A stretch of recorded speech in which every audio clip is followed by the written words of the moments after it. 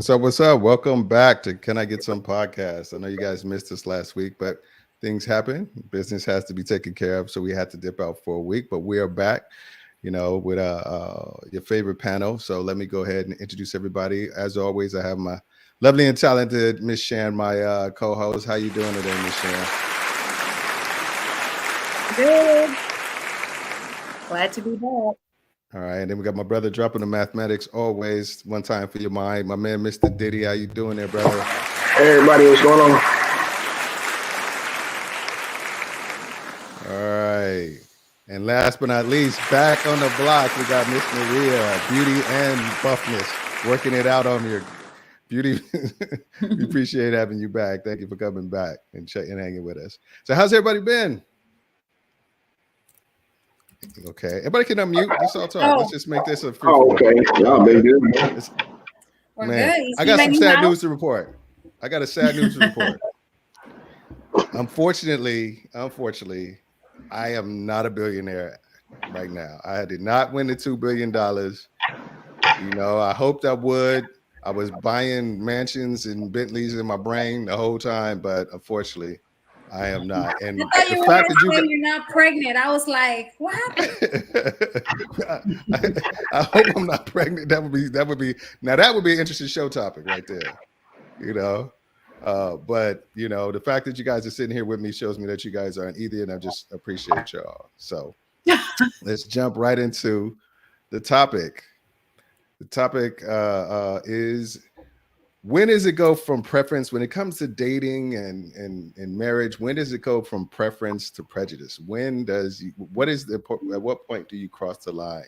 I want to talk about some of your individual dating preferences. Let's start with you, Diddy. What is some of your individual dating preferences? When you're out there in them streets trying to find the potential Miss Johnson, if that's what you're looking for, what are some of the things you're looking at?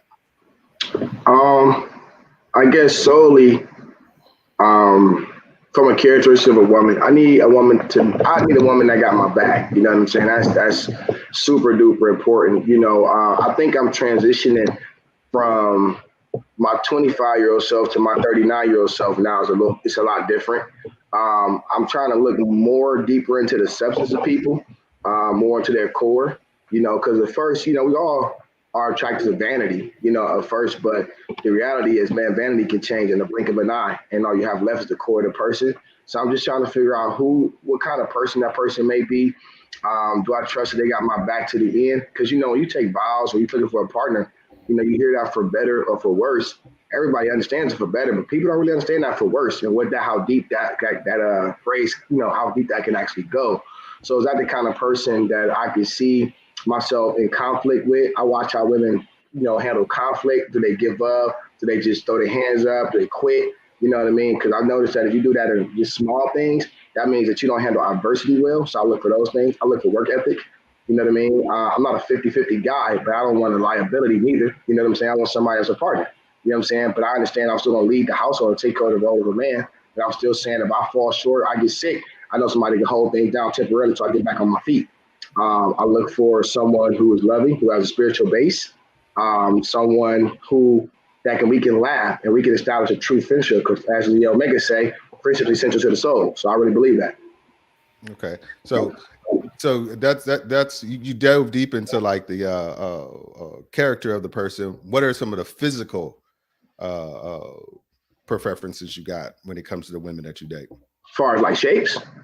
Whatever, shapes, height, weight, all that. Oh man, I'm a fan of women. Preferably I am attracted naturally to athletic women. I love an athletic woman. To me, it sends strong signals of fertility. I'm not a big cone shaped woman kind of dude. Girls with big backs, little legs. That's not my thing. I'm more into relax, Maria. Don't do that, Maria. I'm just telling the truth. I'm just more, I like more pear shape, more hourglass. And we were talking about shapes. That's more my deal. Pear shapes, hourglass, ruler, straight up and down is fine. But the cone, I'm not really a cone guy. It's not my deal. Gotcha. Mm-hmm. All right. How about you, Maria? What when you were out in the fields, I know you got a stable relationship now. When you were out in them streets, what were you looking at as far as the guys you were attracted to and wanted to potentially allow to date you? I didn't mean to laugh at you, Diddy. I was just drinking from this thing, and like it doesn't have a cap, so it's like a huge hole. And when you said, I have one of those. I know what that is. I have one of those. Yeah. I was like, I was the opposite of Diddy. I was looking for the cone. I was like, he got little legs, big back. I'm game. But you know, I feel like once you go through like that age where you're like, okay, I like this, I like that, and you look for the superficial. But once you get to an age where you're like doing some self development and you're really realizing who you are and you get to know yourself, I think you start looking for qualities like, you know, trustworthy, reliable, you know, something that better fits your future rather than someone that just kind of looks good because you're there for the lust. So I think that one Gotcha. of the things that I was, when I was not aware of what I actually wanted, I was looking for the big muscular meathead looking guy, the hottest one. Even if he was an asshole, I was like, I was into that. But you know, I guess at some point it just gets old. Okay, okay. And Terrence asked the question. Diddy, you said a lot. Does woman have to be black, or are you open to different races? That's what he's asking. Preferably, man. It's a preference thing. I would prefer, a black woman. I'm open, but for the most part, my mind is kind of geared towards black women. You know what I mean? That's just, and I was raised that way. And there's nothing. Women of color. I'm not saying I wouldn't date a white woman, but I just feel like that'd be a tougher for me. For personal goal reasons and things like that. I'm not against white women, but I'm just saying that in my particular circles in my day to day, I don't have a lot of interactions in that community. So the likelihood of me, encountering someone from that community will probably be, different. And, it's weird, man. Like I went to Ohio State, and even though there's 50,000 students and a very small population of, black students, it's weird how life is and on those in those dynamics. Even though you go to those big white schools, you still separate amongst group and commonality. Do you understand that? And you kind of, Yeah. I can't name 20 white friends, and I went to school with 50,000 white people. You understand what I'm saying? And it's not racist. It was more about comfort, you know what I'm saying, than anything else. Yeah. I gravitate to what you know. And because I was raised in the inner city of Cleveland, there was not a lot of diversity in that city. So that's what my comfort zone is. So it's not necessarily racist. And then some things are internal where you kind of taught certain things is forbidden for you for other reasons, which we all know what I'm saying, kind of like the backstory of what I'm saying. Gotcha. How about you, Miss Shannon? What is some of the preferences you got when it comes to the men that you allow in your circle? Can you guys hear me? I can hear you. You're frozen, but we can hear you. Oh my gosh. If you want to drop back off and come back, it's all good. Or you can still talk. You say it's a great picture of you that's frozen. You don't look bad. So if you want to keep talking, we'll figure it out. You can do that too. It didn't catch you in some kind of weird facial expression. So we're talking about. So what's my preference? Yep.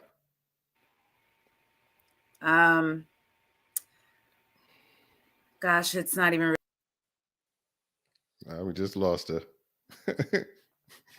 All right. TJ is funny. My pops told me never marry a white woman, so I have to marry a white woman. All right. I'll talk until we get Shannon. I can talk to my preference. Mine's are like real simple, and I'm just gonna stick to like physical attributes. I was just always a dark hair, brown eyes, fat ass. That's it. That was my preference. If you had a nice ass, dark hair, and brown eyes, I don't care what race, creed, color, whatever you were, I could rock with you. I can say the majority of the times, the vast majority of times, I found that in black women. But I just happened to find it in a woman that wasn't black that I happened to marry, but I've always kept it super simple with that. It was just like, there was other character attributes as well. Like I definitely wanted somebody who was educated, somebody was kind of motivated, who were kind of like self-actualized and kind of realized they had a future and realized where they were going. I didn't want anybody, like you said, Diddy, that would become like an anchor around me. And just like you said too, I'm not I try not to be like, as an adult, I'm not a 50-50 type of guy. And you know, but there's been times in my younger past where it just happened to work out like that way because I was with a woman who was like, no, I gotta pay it, you know, and it, you know, kind of it kind of worked out that way. But for the most part, that's not how I rock. You know, but you want to know if you fall off, somebody can come in and step in and pick up the slack and kind of pitch in where they need to be and kind of hold it down until you can get back on your square. And I was attracted to women who were doing stuff too, but mostly I'm gonna get back down to the physical. It had to be you know, dark hair, brown eyes, and a nice ass. That's always me. All right, let me bring Shannon back up here. You back? You like that? You back? Oh my All right. goodness. All right. So anyways, came right on time. You know what? We can move on, I guess, because No, we can't move on. You're not gonna skip this question. We all said our piece. You need to let us know what's up. Yeah, I don't know. I'm kind of at that point in life where I would prefer to just be single, I think. We're not saying that you are trying to go out. I'm saying, but there's something that physically attracts you. Like if you're walking down the street, you will see something that physically attracts you. What would that picture look like? Something that was like, is there a specific thing that they have in common? They need to have tall, muscular, you know, anything like that? Yeah, I guess when it comes to physical attraction, I'm attracted to a man that is in shape. Not Okay. not like meathead, like huge muscles everywhere, but you know, someone who's in shape. And then yeah, lifestyle is a big thing. Like I don't prefer someone who, you know, eats fast food all the time, who smokes all the time, drinks all the time. I would prefer someone who has balance, you know. Um, um, nice teeth. Nice teeth would be good. Yeah, we don't Okay. want any Big bonus if they have their two front teeth. Yeah, we don't. We can't have that look like looks like you've been catching bullets or chewing on rocks. Yeah. Got to have at least one of your side teeth. You know how you had that little side Yeah, teeth. need At to least have one of them can't have both of the side teeth missing. need to have Yeah, some that's horrible. dental insurance. You know, You know. It's horrible oral sex. So Monica Daniels says, so what makes it a preference versus a prejudice versus a fetish? We are going to dive into that. I have some questions so we can kind of dive into that. You stay tuned and you will definitely broach that topic. So I appreciate you showing some love. All right. So now, you know, let's you know, I always got to pull up like a definitions and what, you know, people say things that mean. So let's look at preference, a greater liking for one alternative over others. And prejudice is perceived.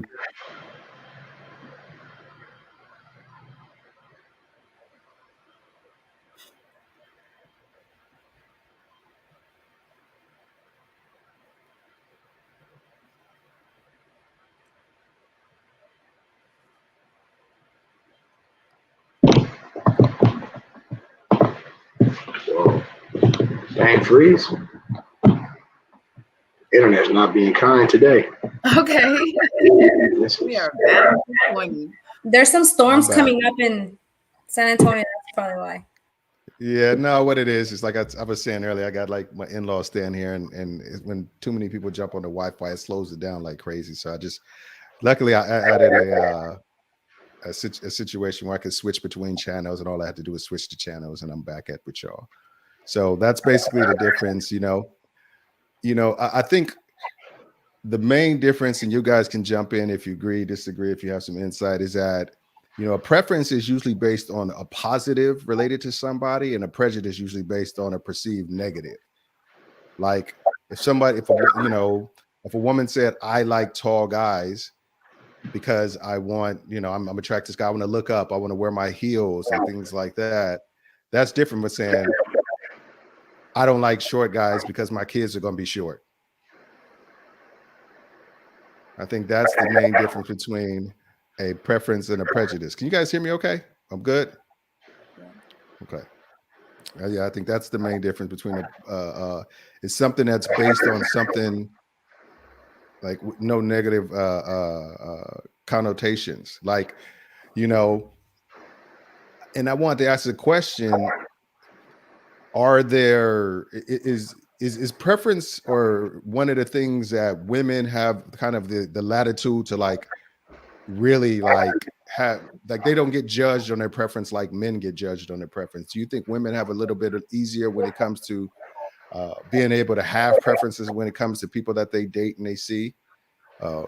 What's your thought on that, Maria?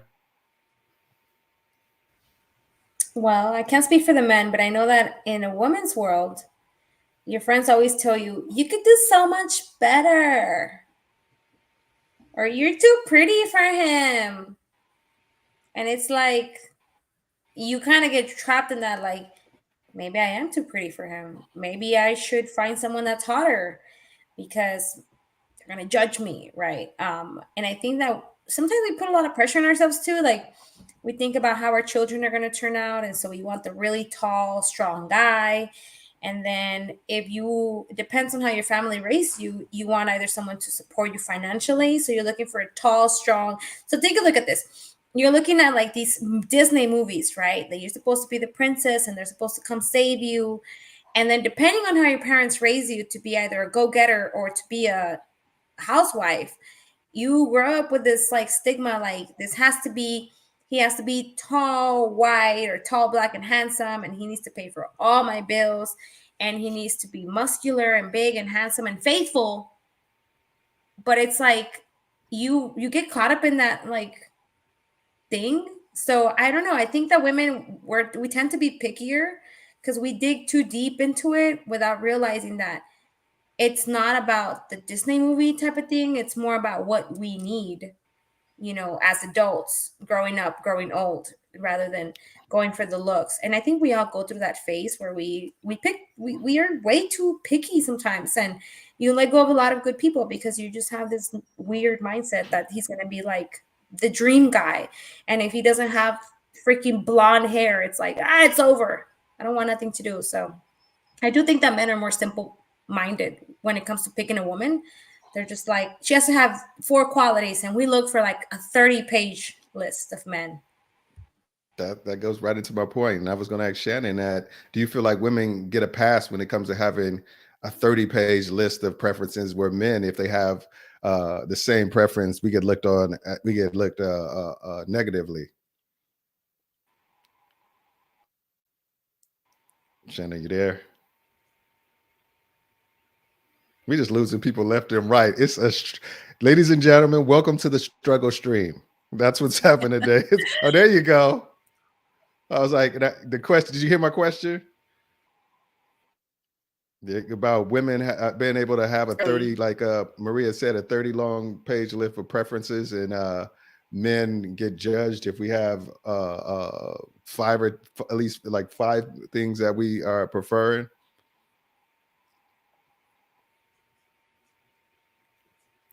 I can only really speak for myself, and I've never had a 30-page. I've never had this ridiculous list when it came to, guys. I don't know. I think I'm pretty simple when it comes to my requirements.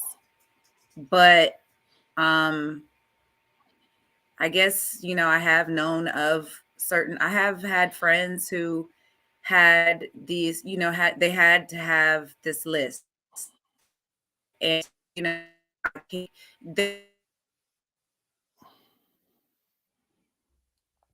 losing you. You're breaking up. Am I still there? Yeah, you better. Okay.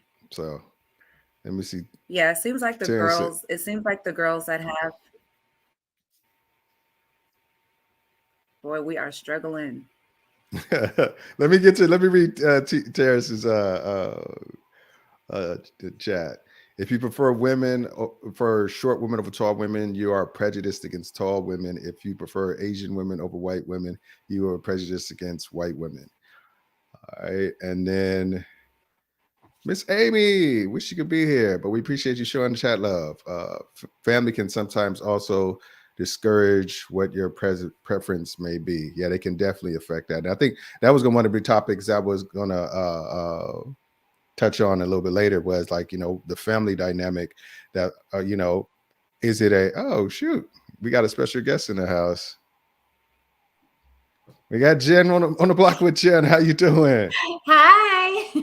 Hi, how you doing? We struggle streaming here today. I don't know what it is. It's StreamYard. Like I could I do heard. Zoom meetings all day, not a thing. So, Is it what windy is your over there? opinion? I know. What is your opinion on preferences? What do you got to say about it? Oh, damn, you just pulling me right Yeah. We've all been talking. in. My opinion on preferences. I did see when you put up the definitions. Yep. Preferences, and prejudice. There's an echo. I think that's you, Shannon. Is that your? Everybody mute up real quick so we can just figure that out. All right, there you go, Jen. Okay. Preferences. Yeah, we all got them. As far as prejudices, it said feeling a way about a certain trait or something without reason or experience. I think those are a little silly, but all of my preferences are literally because of my experiences. That's why I prefer what I prefer. So I don't go blindly into my preferences like, oh, I want that and I want that just because, or for some, superficial or shallow reason, even though I think we're all shallow. But yeah, I have my preferences because of my experiences, but then I also have my prejudices because of my experiences. So, that's what it is with me. Yeah. And I was like saying, because I remember we were on the show, I was on your show last night and you were saying how you never dated a white guy, talked to a white guy, and that was just, and you wouldn't. You said you would go into the grave or into the fire, never had. And is it because of an experience that you had, or it's just because, I'm like, throw me on the ship with my ancestors, bury me in the ocean, but bury me in the ocean if I had to sleep with a white man.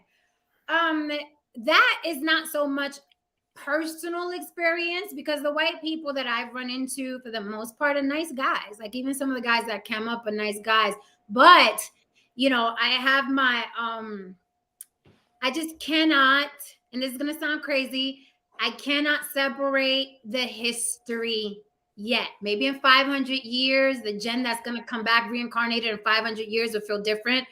But it's still too close for me. No one else has to feel this way, but it's still too close to Jim Crow and slavery and the collective of white people and how they feel. I mean, even today, we can still see a video of a white girl in a college calling a black girl the N-word today, right?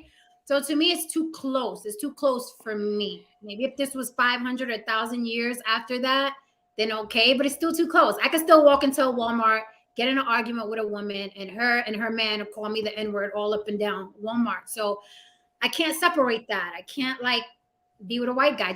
I can't do it. I can't do it. Got you. And I'm much color. I just got to kind of touch on a point, because like we've had somewhat these conversations when I've been on your panels, and and I'm curious, you say that, but you tell you're very adamant about not black people not playing the victim card, not using like the history and slavery and things like that to justify anything they do or don't do. But it seems like you're doing that exact same thing. You're justifying the history for something you do or don't do. And it just seems, I'm just asking, is that disingenuous, Jen? No, you can ask. So don't misconstrue what I say. When I say don't use slavery and oppression as a crutch, right? That's different from I don't want a white man between my legs. You see how those two things are different? Now, if I was sitting up here saying, oh, it's because of the white man that I can't get a job, and it's because of slavery that I can't find a man, and it's because of oppression that life treats me unfair, then I'm using slavery and oppression all as a crutch. But I'm a badass. I'm going to do what I got to do. It's just I don't want to crack my legs for a white man that comes from a bloodline, okay, that was raping our women and murdering our women and murdering our men. So it's different. It's two completely different worlds. And again, I know it sounds extreme for some people, because some people are like, oh, well, you know, these white guys that are around now, they are not their ancestors. And that's great. That is great that you feel that way. But me, I'm super duper militant. Actually, I'm a lot less militant now than I used to be. I used to go to sleep and wake up listening to Minister Farrakhan and, you know, Khalid Muhammad. And I was super, super militant back in the day. But then, you know what I mean? I was like, no, white people are not the devil. I get along we got the lighter, kind of gentler Jen rocking on with us today. I appreciate that. Listen, I specifically came here for that because I was like, after last night and then the show before that, I was like, yo, I had a headache today, and then I had to do promo today, and I was just like, I can't do another crazy on the block. I was like, I'll wait for tomorrow. Yeah. I can do it. Well, we always appreciate you coming up. You know, it's always love when you coming up. We really appreciate you. And I know that's extreme. I know what I just said is I know some people, but that's just how I feel. That's how I feel. All right. And Dangerously Active want to know what Walmart you're walking in. I think he wants to you got to stuck it. Well, I'm in Nevada. We're open carry. And the majority of the population in Nevada are white. You know, we see the motorcades all up and down, the pickup trucks with Trump 2020 and the flags, the American flags. So I'm in Nevada. Jen will shoot you. Huh? So I said, Jen will shoot you. No, I will. No mercy. No shit. All right. So I want to dive into something that Monica Daniel talked about. It was like, okay, you know, she was talking about preference versus prejudice versus fetishizing people, what have you. You know, it seems like a lot of times we find out that people's preference come from a place of like fetishizing people. Like people sit there and say, oh, I like Asian women because they're dainty and they have like, you know, small hands and, you know, they're submissive and docile or what have you. Or I like Latina women because they're hot and fiery and what have you. Or, and, you know, it's like those are like, I think what they're doing is at that point they get to the point where they're fetishizing people or what have you. Is it acceptable to fetishize a group of people with an eye on trying to like date them or trying to be with them just because you have these outdated or these stereotypical images of what they are? Is it wrong to do that? I should ask. I want to ask Maria that. There's some hardcore people. Yeah. Everybody mute it. I'm gonna mute up. There we go. How we doing? Good. I couldn't hear myself. Is it okay? I don't think it's okay because I'm Mexican. I was born in Mexico City, and I don't like it when people say she's Mexican or she's Latina and she's crazy. I ain't fucking crazy, but if you start saying that I'm crazy, I'm gonna start acting crazy. And they automatically think like, oh, you know, she's crazy. She's Latina, you know, like she's spicy. I'm like, no, I went to a counselor and I fixed my issues. Stop trying to say I'm fucking crazy and that's why you like me. Just say that you like my curves and my birthing hips. It's okay.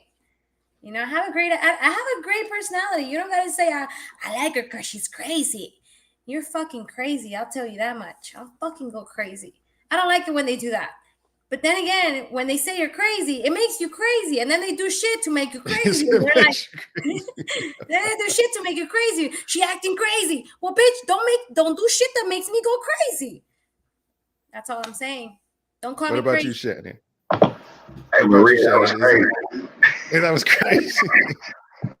What about you, Shannon? Like, because you know there's guys who look at it and be like, oh man, sisters have these fat asses and it's like this smooth skin that shine when they put the right kind of lotion on. It's just like, is it okay? Are you cool with people wanting to date you, fetishize you as far as when it comes to wanting to date you? No, not at all. It just feels weird. You know, like I've heard white guys say, oh yeah, you know, it's no secret. I used to dance, right? So I've heard white guys come in the clubs and say things like, "Oh yeah, she looks good for a black girl." And it's just like, what the fuck does that mean? What the fuck does that mean? Like, it's always so weird to be put in a box because of your ethnicity or because of your skin color or, you know. So, no, no, I would not. Okay. I want to ask Diddy a question. It's just like, I think fetishizing is the only thing that like plays in favor of males. Usually preference usually plays in the favor of I feel like it plays in the favor of women. I think fetishizing plays in the favor of men. Like it's the fetish is black men got big dicks. So women want to sleep with you to see if it's true. That's the stereotype. But women want to see with you, but to see if it's true. Like, are you okay with being somebody's ideal, like somebody fetishizing you because they have a stereotype of what they feel like it's going to be with you? Listen, man. As a black male, we got so many bad stereotypes. If you like me for something good, I'm taking it. I'm running with it. To be honest with you, because it's like in my experience, who I am, we have so many negative stereotypes. It's like you can't say name 10 positive things. Obviously, penis size will come with black men. So it's like any little angle we get a slight advantage, I'm taking it. I'm not mad at all. If that give me the end, it's fine. Listen, man, we've been fetishizing the black community since the 80s. They light skinned dudes. So it is what it is. That's a fetish too.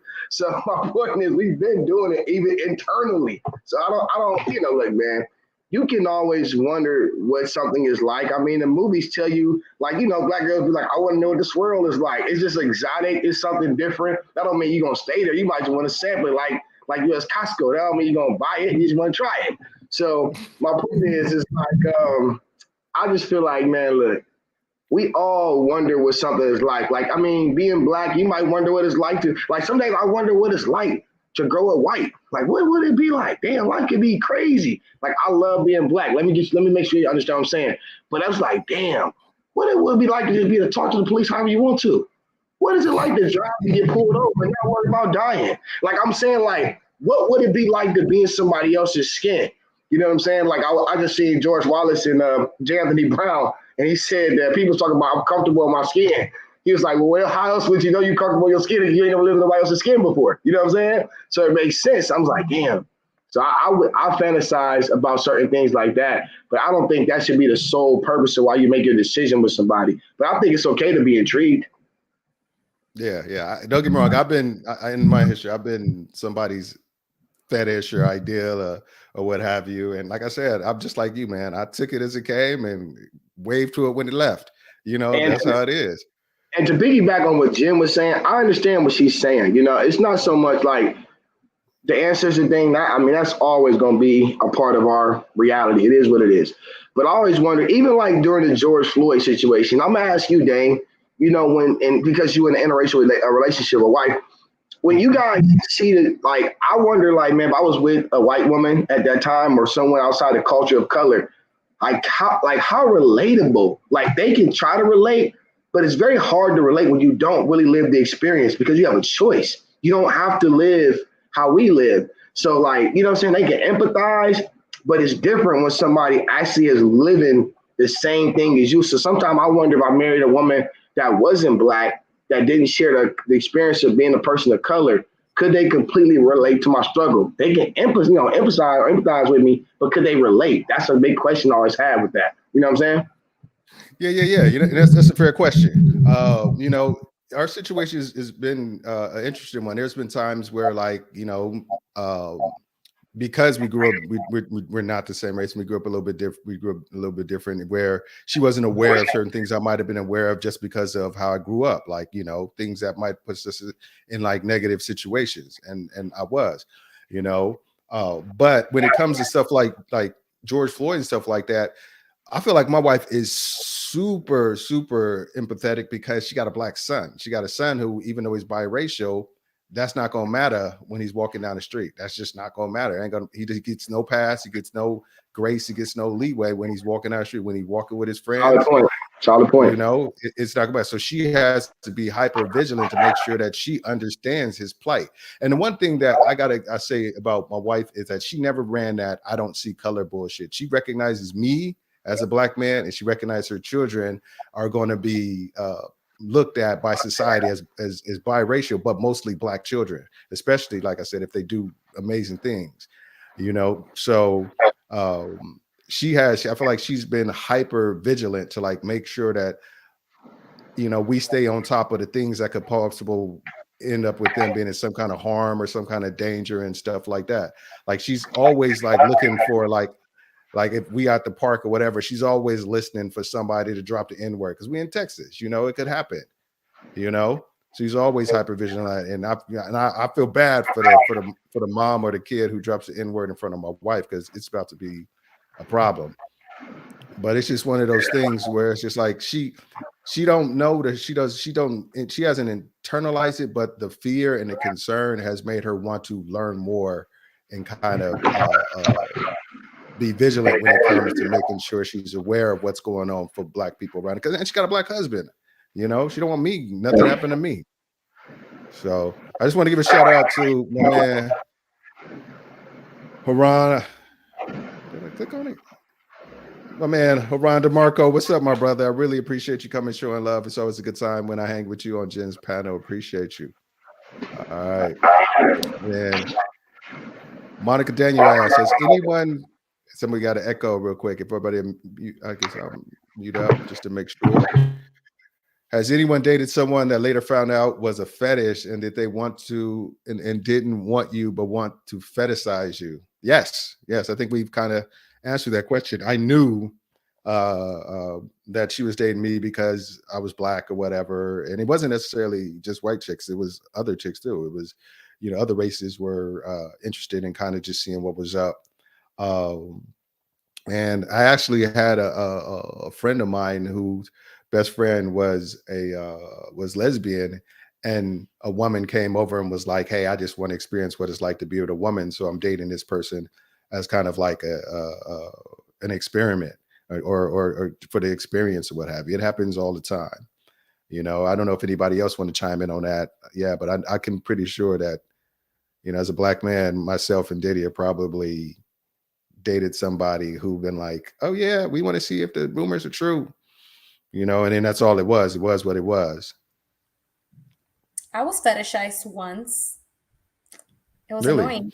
Yeah, it was pretty annoying. My feet actually were fetishized, and I was like, "Stop smelling them." This person did not really care about my feelings at all. He did not like bring flowers, send cute texts, check up on me. But when he wanted something, it was my feet, nothing else, just my damn feet. I was like, this is getting old. I gotta go. I feel like if you're transparent with it, like, hey, listen, like, I just want to play it casual. You don't even have to sleep with me. I just want to smell your feet. I would have been fine. But like carrying on a whole relationship, just my feet, like that's fucked up, man. That's some weird shit. I would have liked some dinner, maybe a Christmas present, nothing. Just my feet. Rod asks, what is a fetish? If like curves on a black woman, curves on a Latina, but if you date a woman with curves, and am I fetishizing the white women, or I just prefer women with curves? All right, let's talk about that. I don't think it has nothing to do with like specific visual. I think if there's some kind of stereotype or stigma, or if you feel like, you want to do it for something other than something for less than sincere reasons, it can get kind of sticky. Like if you hear it, like I said, hear about black dudes having big dicks, or you hear about, Latina women being fiery in bed, or Asian women being submissive, and you're just saying, you know what, I'm getting tired of these fiery Latina and black women. I need a submissive woman because I know all Asian women are submissive. I'm gonna go that route. I think that's when it can become like insincere, and you start to like fetishize people if only if that's the reason, if you don't have real true reasons for wanting to kick it with the people. Anybody else got anything to say on what Haran said? Okay. All right. T. Terrence just said, I think any one person can relate to a human being being murdered on camera. Facts. I think that's what's up. I think if you got a heart, you're gonna worry about, you're gonna feel bad for somebody being murdered on camera. All right. Like I kind of brought up something earlier on about, preferences are more accepted if women have them than men have them. You know, because like, is it like for men get a lot of pushback if they say, I don't want to date a fat woman. I don't want to date a woman that's bigger than me. That's just not my thing or what have you like that. But women can say that all day. Women can say, I don't want a fat dude, and they get no pushback. Why do you think it is that men get pushback for having fetishes or excuse me, preferences based on physical appearance, and women get fewer pushback or less pushback, or if any pushback at all? Anybody got anything they want to say on that? Go ahead, Jen. I know you got something you're going to say on that. Oh, go Shannon. Go ahead. Go ahead, Shannon. You're muted. Okay. So the reason I think that men might get a little bit more pushback when it comes to a woman's anatomy is because, women, we bear children. There's just so much more that goes into our physical makeup, especially like after a woman's given birth, for a man to think like, oh, you're supposed to be in shape, you're supposed to snap back, it's kind of unrealistic, and I don't know, you're supposed to look for the quality in the person and not so much the physical part. I mean, because men always say they want peace, they want a helpmate, they want all these things, but sometimes they tend to overlook those things and look for the physical. And then when they end up on the side of the road somewhere, I don't know, or in divorce court or, child support, then it's like, well, goddamn. I think of Johnny Depp when, because he was, I don't know, this woman, Amber Heard, right? She was just so crazy. He described her to be so fucking crazy, right? But it's like, did you overlook all of that crazy shit that she had going on because she was so young and so hot? Like, you had to see from the very beginning some of those crazy ass qualities that you talked about in the end. So I don't know. I think that's kind of like why men get so much pushback. And then too, like I said, women, we do have, like, when it comes to our physical, it just is so much more to us. Anybody got any response to that? I would say I agree. I think that it's because women are more sensitive than men, supposedly, allegedly, right? So I think men are supposed to have more decorum and understanding when a woman is out of shape. I'm the odd person out, because if a man says, I don't want to date someone fat, or I don't want to date someone skinny, or I don't care. I think it's every person's right. But I'm probably more shallow than most, I've heard. But it's because life is short and I want to like what I'm looking at. And I don't believe so much in love as I do believe in partnership, right? So, I think everybody deserves to like what they want and want what they like. And I'm one of those people that, people say pretty privilege. I use fetish privilege. If you want to fetishize me and it's going to get me a free coffee or a date, or what I mean, let me skip you in line, or let you, defend me, or I'm going to use the fetish privilege. That is what I'm going to do. I'm not going to fight anything that's going to benefit me. I don't, if a guy wants to be with me because, oh, he heard Latinas are hotter, good, great. That is why you should want to be with me. I'm not as sensitive as the next woman is. I just feel like what's going to work for me, what's not, what's going to benefit me, what's not. Why does this make sense? Why are you my friend? Why are you my lover? Why am I working for you? And that's just how I live in general. So I'm not sensitive. A guy is like, oh, Jen, you're too skinny, you're too short. Okay, well, life fucking goes on? What do you want me to do about it? Like, I've never got kicked out of a bed. So, but that's your thing and that's your right. And I've spoken about that before. When two people get married, if the wife or the husband gets fat and the other spouse gets turned off and wants to leave that person, I don't think you should judge that person. I think the person has every right to leave. As far as being fetishized, I'm guilty of it. I fetishized, men just because I'm like, I want to, I specifically dated, a football player, not because of his money, but because he was, 6'6", 200, whatever pounds. And I was, I got this thing for the character Venom, right? And I fetishized him. Like, he would be behind me and I would be like, do that thing with your tongue because it reminds me of Venom, right? The character. So that's fetishizing. That's fetishizing. I'm like, he's not even a human being anymore. He's Venom for me. He's dark skinned. He sticks his tongue out. He's Venom. So I'm guilty of it.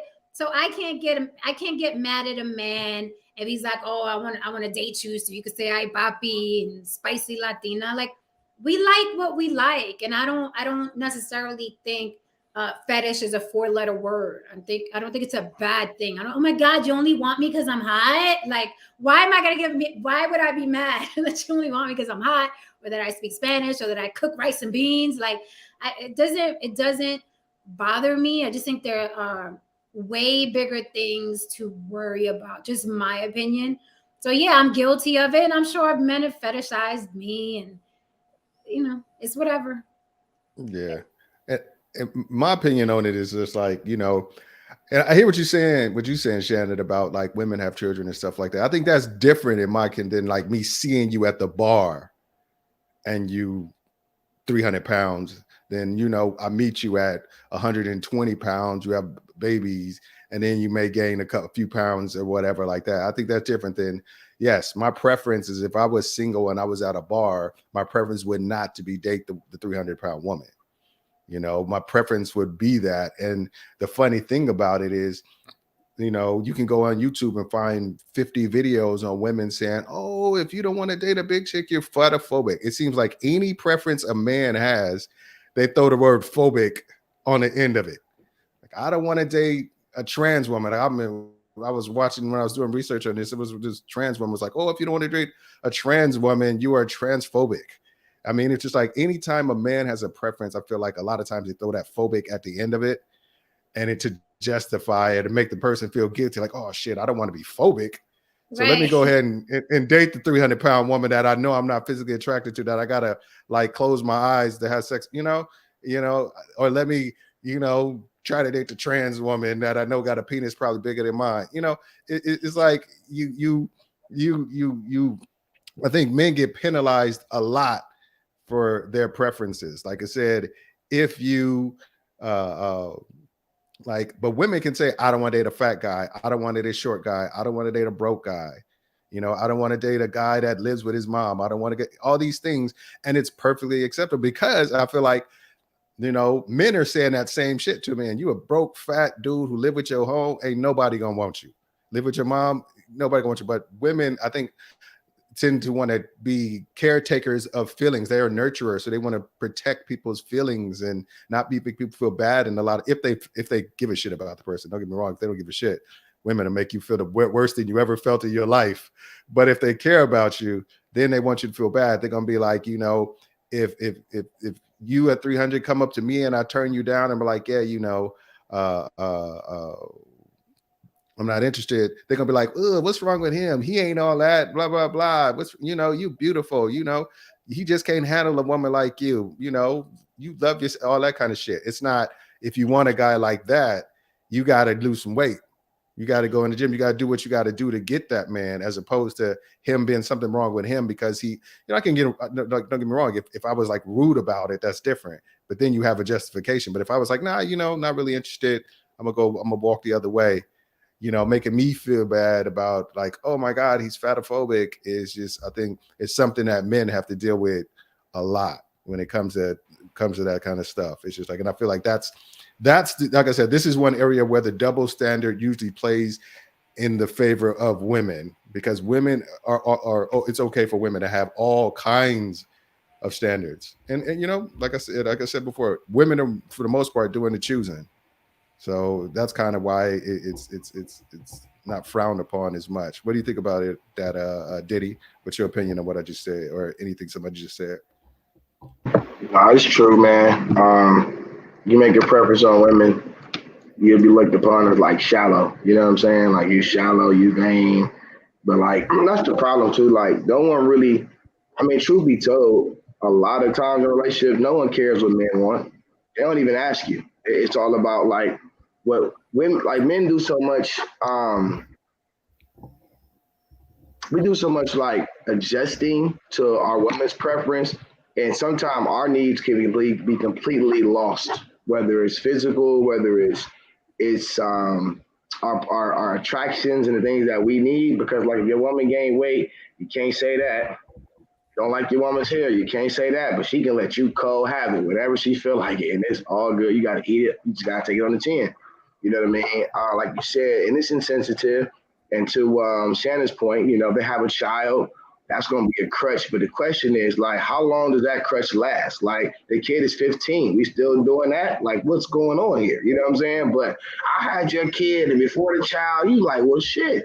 I saw Jen from the block have a baby, but she was on the treadmill when she was pregnant. In my head, you know. So it's like you hear these excuses, and then it's like, but you see other examples of other women. Like there's whole Facebook groups of workout moms with their kid. So it's like, come on, man. But you can't say it as a man. Like I had a girl tell me, and I was completely confused. She's like, when I get in my moves, I mean, I want you like, I need my space, but like if you give me too much space, then I'm gonna be upset because I'm gonna think you don't care. But if you care too much, you're gonna annoy me. I'm like, what the fuck is that? Like, where? What? What are you gonna be like? 69? I'm like, so what's the margin? 70 we good? 68 we bad? Like, I don't know. I'm like, can you imagine? Like, can you imagine if I told you that as a man? What would you do with that? But that's the kind of box we get put into, and we spend our lives trying to adjust to the needs of our woman if you're a good man. But no one truly cares about your preference as a man if you say those things, because you, like you said, but if you're a man of stature, we know who's in our league. Like if you come in, like let's say I'm using Jim for example. Jim's a complete, well, both Jen and Shan, they're gym rats. If you come over there and you halfway out of shape, So it's Maria. Maria got a whole workout thing. Maria being it like she's a boss. I can't see the whole thing. But like, okay, all these things workout fanatics, right? My point is, you know, if you out of shape, you're not about to pull up on Shannon. You're not about to pull up on Maria. You're not about to pull up. You know she's out of your league, sir. Like, but women will pull up on the target, and they'll make you feel bad, like you're supposed to pull a sentimental card and have empathy for their situation and not hold them to a standard. And then but if you say something, you're bound by being a man and being shallow, so you can't say. It's a complete double standard. I'm gonna ask you a question before I jump into the next thing, and I had the women jump in this as well. Like, maybe it's just me, but like, even if a fat woman will like approach me and like try to show interest in me, I don't take it as an affront. I don't be like, you know, you hella fat. What you looking at? Nah, man. It's still kind of flattering. Listen. No, I'm not saying. Go ahead, my bad. Go ahead, brother. Yeah, it was just like, I don't take it as a friend. It's still flattering to me, but I feel like if the exact opposite happened, like if a fat dude come up to like some of the women who look like the women on this panel and they would try to holler, they were like, what's your fat ass doing trying to holler at me? You should know better. Why are you even wasting my time and yours trying to holler at me? It's like they get a blissful reaction. Listen, the internet adds 50 confidence points to all profiles. I guarantee you, bro. It's like I've taken some fat failures, in my opinion. You know what I'm saying? Like, you'll go on a date and these pictures be dated. But they Photoshop so well and they show up way heavier to the point you're like, damn, I'll be looking at the phone like, damn. But I'm a nice guy. So I would never like hurt that woman's feelings, because I know that sometimes you can say something to some people and it really hurts them internally. You hurt their self-esteem. So I will still take that woman out. We'll still have a good time. But I'm a soft fade, because I ain't gonna hurt you, but I'm gonna go find what I'm looking for. You know what I'm saying? But yeah, bro. But women, they'll pull up on you, they'll see you, and they'll be out of here. Yeah, I mean, seriously, that happened. I remember once it was a homeboy. This was years ago. It was a homeboy of mine who was this when like online dating first started, and he wanted to go. He was a short guy. I think he was like 5'5" ish, and I think he didn't lie about it or whatever, or he just didn't put his height or whatever. But he didn't lie. He didn't say he was taller than he was, and he for some reason he needed me to drop him off. I know why, because he thought this was for Uber and all that stuff, because he thought he was going to drink, and he was running. I was like, hey, I don't want to wait for a cab. Can you drop me off at this bar or this restaurant, wherever he was meeting her at? And I'm like, yeah, that's what's up. But he's like, we'll just catch a cab to whatever. And then I drop him off. I don't make it 2 minutes down the street when he called me, be like, yeah, man, come pick me up. She saw me talking about you too short, and she bounced. And I had to come pick him up. And it was just like, and the funny thing is, women have no hesitation saying that, just not only having the preference, but letting you know you don't fit the preference like right then and immediately. Because if you fall out of fuckable in the first 10 seconds, it's done. Like they know, fuckable or not fuckable, you're gonna fall in one or two categories. And if you put anything under 6 feet on them profiles, you better come with some outfits, some swag, some cash.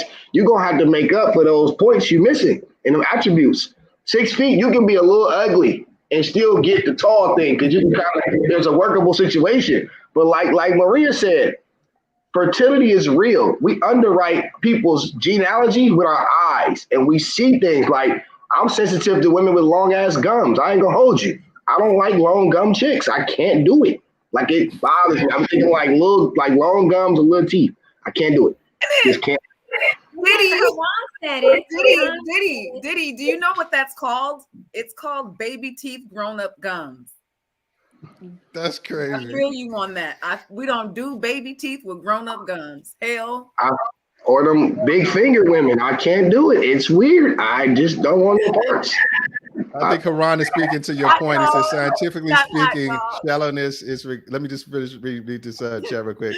Scientifically speaking, shallowness is in regards to pairing and survival imperative. It's to ensure you do not pick a suitor who will weaken your bloodline. Yet we all are shallow to some degree. Right. And bloodline can be. We have a shot at the league or no? We don't have a shot. I'm dead. No, I can remember one time meeting I remember the very first time I met up with, like, I tried the online dating thing, but it wasn't online. It was like, you guys remember those hotlines that you would call and there was just different people talking? Okay, so I met chat line. Yeah, it was so long ago. And he told me that he was a cross between Genuine and Maxwell, a cross between Genuine and Maxwell. So I'm thinking, okay, cool, I'll give it a try. We meet up at Starbucks. This dude was hideous. He was fucking hideous. But it was like I was willing to give him a try. But what really turned me off was the fact that he lied. It wasn't even so much the way he looked. It was the fact that he fucking lied. Like, dude, you look nothing like Maxwell, or, just. So I did my best. We had some coffee. We sat there. I tried to talk to him. And it was like this little girl, she just kept staring at him, right? I mean, this is how hideous he was. I mean, he had the Coke bottles. He had the Coke bottle glasses. He had on this tight ass sweater, high water ass pants. The sweater had little balls all over it, like it was his only sweater. So this little girl was just staring at him, and he started making eye contact with the little girl, like, what's up? And he was like, why does she keep staring at me? That's when I was like, okay, you know what? It was nice meeting you, but I gotta go. But he did he filled up my tank though. He did. He filled up my tank. He did. Before we had coffee, he was like, let me go ahead and get you your gas, because the Starbucks was right next to a gas station. So he was like, let me go ahead and fill up your tank. And he did. It didn't cost much. I had a little Beagle back then, but it was the fact said he meant Maxwell Jenkins, Shan, the super at his building. Maria, I want to know what's your take on it. Have you ever done that? Where have you ever let somebody know right away, it's not gonna happen? Like they tried to approach you and you just been like, sorry, it's not happening. Yes, actually. This was when I was just, on the dating world. And I have horror stories from dating online. Thankfully, the person I'm dating now, we met in person, and I was a little shallow. I was like, I don't know, because I never pictured myself with a white man. I was like, a white guy, ew. I just thought about salt and pepper. But then I do know he can cook some real nice lobster and some steak. So I was like, okay. But first I was like, eh. And I was dating tall, dark, and handsome men. Tell me why this motherfucker's like 5. He said he was like 6'2", and he looked like real stocky, like football player ish. I was like, okay, my ex was a wrestler, so I like this. I shit you not, I saw him, and he was nowhere near 6. He was maybe like a 5'9", 5'8", and he was fat. And I don't have nothing against fat men. I feel like, more cushion for the pushing. Props to you, bro. You got the whole, it's big boy season. I get it. Winter's coming, but that's just not my thing. I work out. I want you to go jogging with me. I want you to lift with me. I want you to eat healthy protein snacks with me and not talk about, let's go to Whataburger, because that's just not my role. And so I saw him, and I was like, what are you wearing? And he's like, I'm wearing green. He was the only dark guy standing right there with green. I walk up to him like, you're not 6'2". He goes, oh, my bad. That's what that said. And I was like, you know what? You got to be shitting me. And I just walked right back to my Beamer, and I zoomed the fuck out. I didn't like that he lied to me. If he would have said, hey, I'm 5'8", and I'm a little stocky, I work out occasionally, and I like you, I would have been like, that's genuine. Thank you. I'm cool. But don't lie to me. If you're lying about your height, what else are you lying about? I didn't like that. I know Jen got something to say about that. Say on the subject. I know you done broke many a heart or in spirits, probably. First of all, I think I'm the last person left on the planet who's never been on a dating app. I have never in my. I don't even know. I wouldn't Me even neither. know on a dating app. It's like there are people all over the place, and I'm already busy enough online. I can't imagine adding a fucking dating app to that. Then I have to sift through that.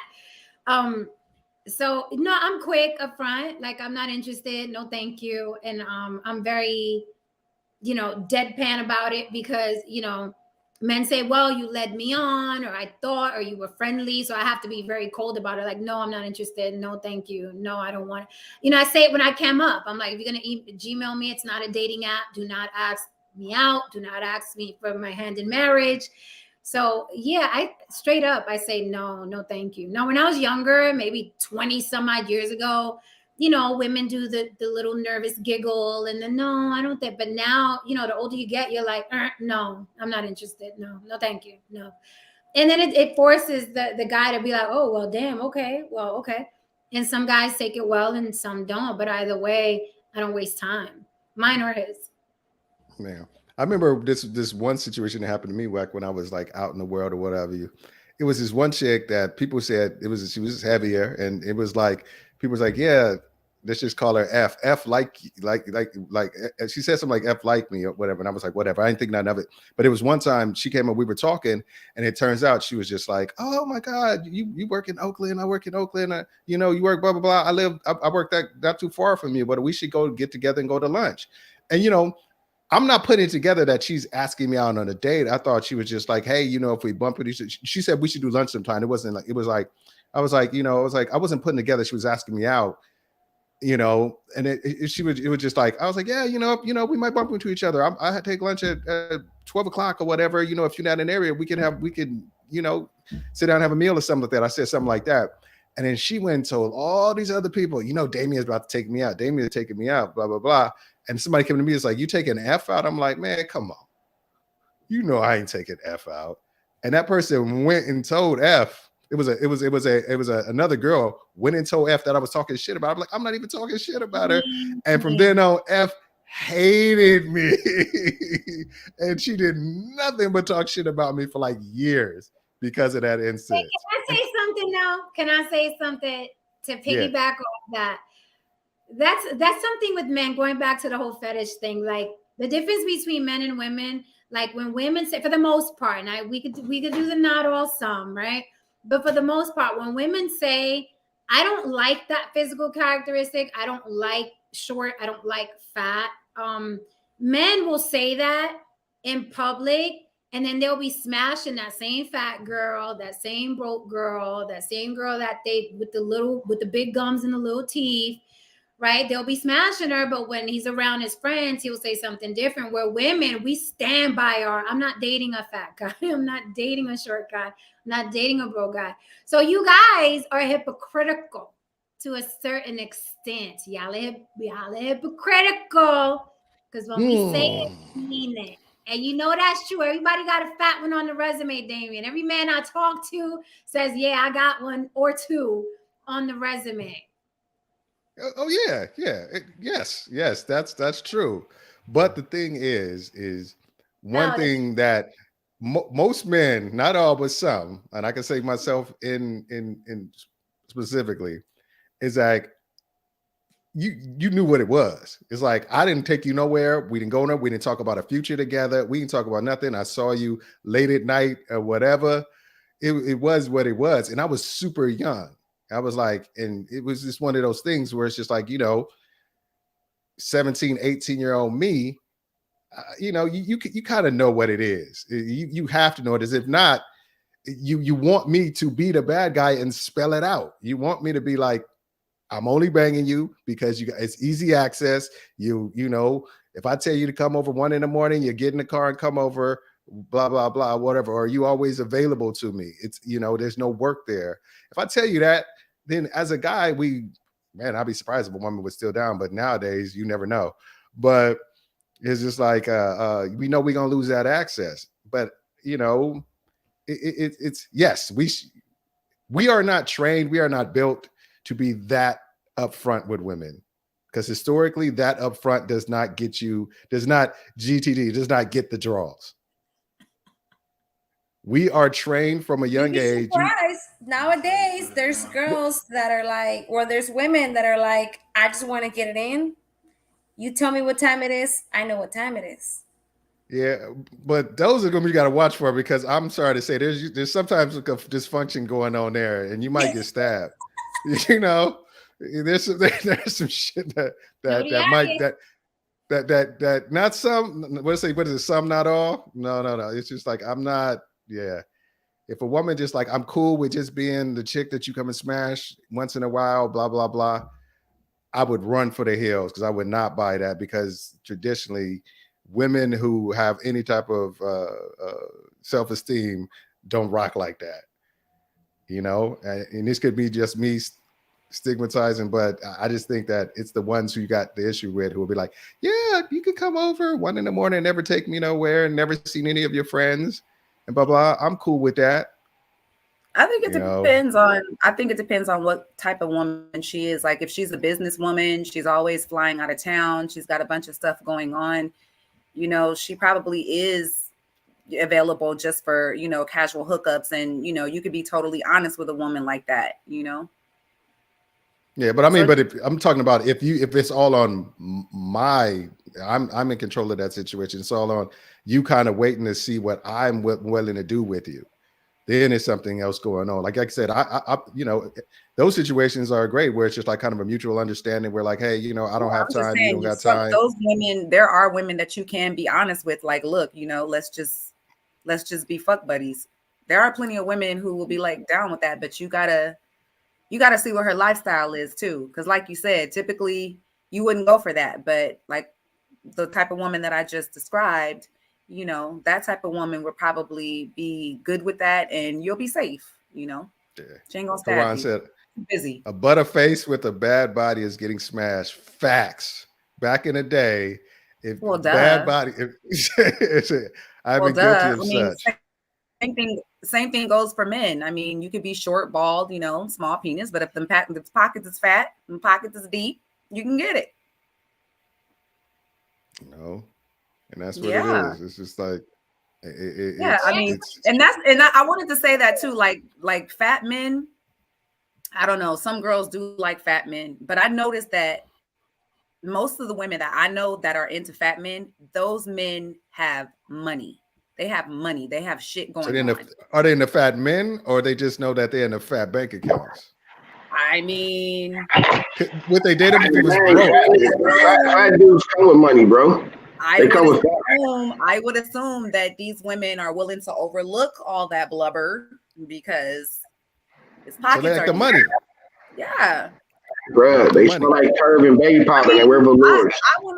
I went out with this guy a couple times and he was absolutely, I can think of two guys that I went out with, that I hung out with. You know, one was older, one was younger. And I mean, just, but that money. See? And all right, let's flip that. Is a dude an asshole if he do that? I did not have sex with either one of them. However, then you twice as bad. You're like, he did all that trick and he didn't even get none. And one dude, he was very old, very disgusting. He had some nasty fetishes. We're not going to talk about that here, but he was into some nasty stuff. Okay. Oh man. And to be out with him in public was just like, oh my God. I know people was looking like he gotta be paying. He gotta be doing something. And the funny thing is, old, he was not it. Only women can do that. It's like, and the funny thing is, men will say that and they're like, "Oh, he must got money," and they kind of just like let it fly. If the other way around, the man is the asshole. If he's like, "Oh my God, he's with that 300-pound woman because she's paying all his bills, laying up, he's driving her car, she's taking care of him." You know, it's that's the double standard. Women are able to get away with that. Me personally, it is what it is. I'm from Cali, you know what I'm saying? I grew up in Vallejo, San Francisco, Oakland, Richmond. I didn't see it all. So, you know, I mean, it is from what the it Bay. Is. Yes. We know what's up. We've been to the same parties.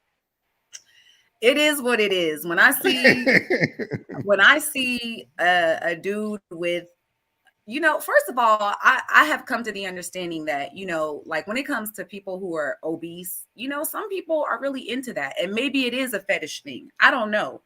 But clearly these women are doing something right. And these men, they're doing something right because a lot of them are being, you know, their wives, their husbands, they're having children. You know what I'm saying? They have successful relationships just like everybody else. I mean, my cousin is into fat girls. He laid this girl off that was attractive, that was in shape. He laid her off through text, and he wants to be with, you know, this is going to come off controversial or whatever, but I think there's 3 reasons a halfway decent man would be with a woman that was overweight. And he's attractive, and he works hard. That's what I'm saying. I think there's 3 reasons. I think number 1, she pay how she weigh. She's like I said, she pay how she weigh. She's laying out the funds for everything. She's taking care of him just financially. That's what's number 2 is it's a fetish. He's got some fetish. There's guys like, oh, I like all the weight on me. It's a fetish. You know, they fetishize the weight or what have you. Or number 3, they was with her when she was a different weight and still love her because she gained a bunch of weight through kids, through life, through whatever, and he still got that love for her. Or what have you. Those are the 3 reasons, in my opinion, that there's another one. What's another one? There's a number 4. He's insecure. He's insecure, and he wants to be with a woman that he feels like no one else is going to want. He doesn't have to compete with other men for her attention or for her love. And I know this to be true. I know this to be true because my father told me. My father once told me that he typically would date women who are not attractive or mediocre in the looks department because he don't have to compete with other men. You know, he don't have to worry about other men trying to get at her. And honestly, I think that sounds like that's kind of like one attractive women. Like she's basically taking care. She's basically like there's something where he doesn't have to do any work. It's easier for him. He can just lay back and open his and just enjoy the fruits of whatever you would be surprised. It's a lot of big unattractive women out here that are abusing the hell out of their men. Okay, telling them what to do. They ain't got no type of, you know what I'm saying? You would be surprised. You would be But ain't no surprised. man, neither one of those men that either one of y'all would date. Those are bottom of the barrel type men. You know, no man who has anything really going is going to be sitting there letting somebody. Anyway, I'm not So, even going to go into weight like like I abuse said, them like that. somebody in my family is like that, and he's very attractive. He works hard. He's a good guy, but I think maybe there's a little bit of insecurity there. You know, So you got some men are watch just out. insecure. Some men are just insecure, and they really don't want to have to deal with competition. So it's just easier to go for the mediocre girl. Yeah, like me and TJ, we had a homeboy who we felt like was that, who was just like, he was a good looking guy Yeah, who he could get a woman that was on his level of attractiveness, but he would have to put in work. And he'd right. have to watch girl, or he could get a woman that was, I guess it thought he, most people like we and TJ thought was beneath his level of attractiveness, and he could just kind of lay up and let her do all the work. He just enjoyed the fringe benefits of being the good looking one in the relationship. He took the roles were reversed. You said what? My brother is like that. Like he's very, very physically fit. He's a gym rat, but he has the chubby girl. But I know my brother, so I know it's because it's no competition. She's gonna jump and say how high whenever he says jump. And that's how I saw the dynamic of their relationship. I was like, if he got with a girl that was on his level, who worked out and looked good, it would be a whole different And got dynamic. attention. Yeah, it would be different. But my brother, I'm like, oh, you want the easy way out. You want some, chubby chick that's gonna be happy she's dating a guy who's Right. very fit, right? Because she's gonna treat him differently. It is less competition. But I fell hard for a guy that was short, like short. Like But how tall are you, Jen? I'm 5'3". And how tall was he? He was about, I'd say, pushing 5'5". See, that's what I'm saying. So your short is relative to the rest of the world as far as like what's short. He's still taller than you. That's a mistake men make, that they think that women look at height according to their height. It doesn't matter if a woman is 5 feet tall or 5'10". She wants a big man. Women want You're right. men. We want to feel protected. We want to feel like there's a strong. It doesn't matter if we're 5 feet tall or 5'10". Right. To climb those trees. I was on another panel and I broke out the statistic that I read where women say they are most happy if their partner is at least 8 inches taller, 7 to 8 inches taller than they are. I agree. But I fell for him. And he was short. I still felt, I'm not gonna lie though. I fell for him. I mean, he was perfect otherwise. But I still felt a ways when we would walk in a room and it was regular sized men in that room. I still felt regular sized men.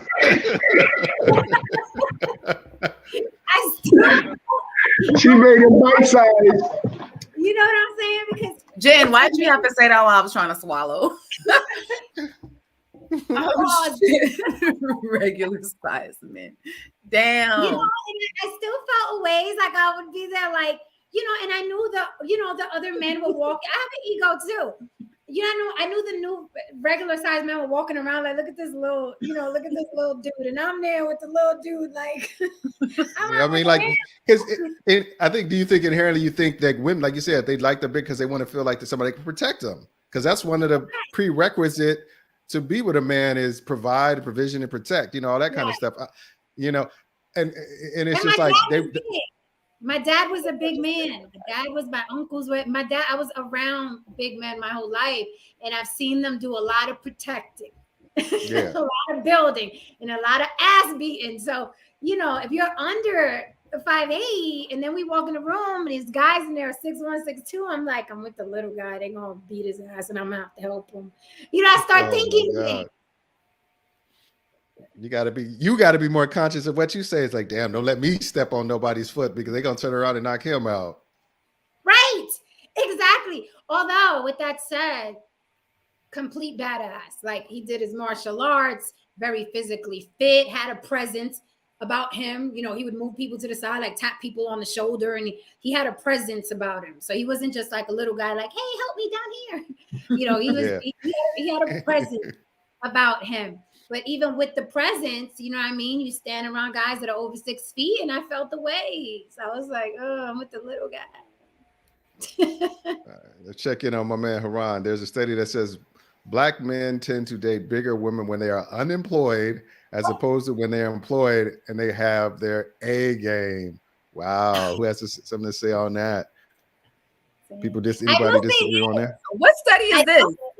I'll say this. I do notice that the richer Black men get, the skinnier their spouse is.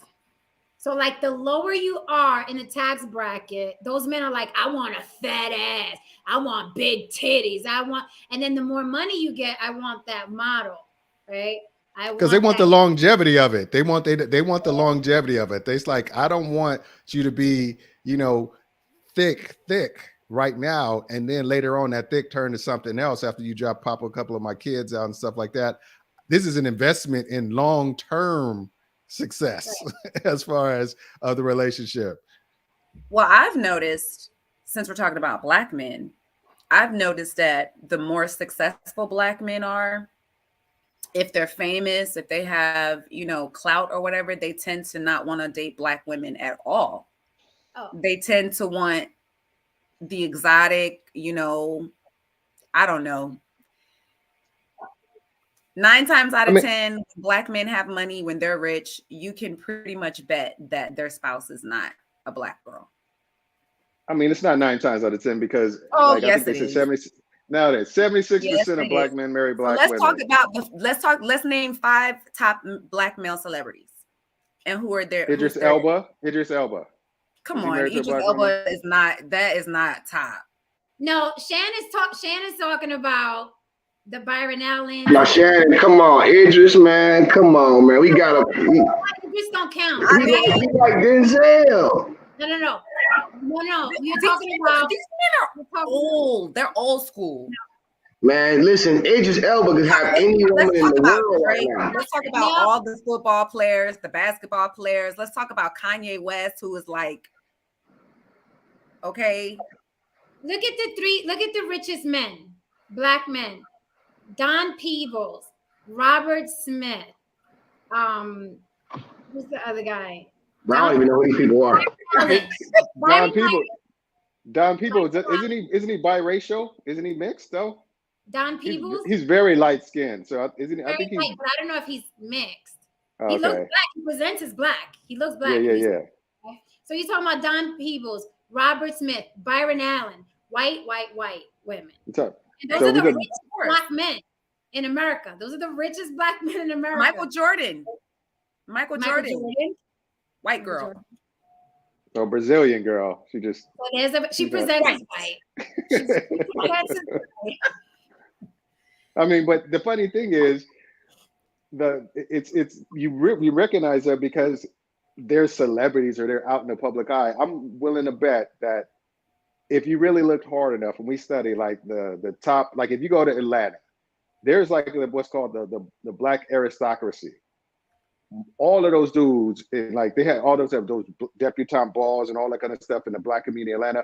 All those are wealthy, successful Black men married to Black women. There's a whole Black aristocracy. Doctors or real estate? We're talking about like real estate and doctors. Like anybody who lives in what's a really affluent part of Atlanta. All I know is Buckhead. Yeah, Buckhead. The vast majority of those Buckhead brothers got Black wives.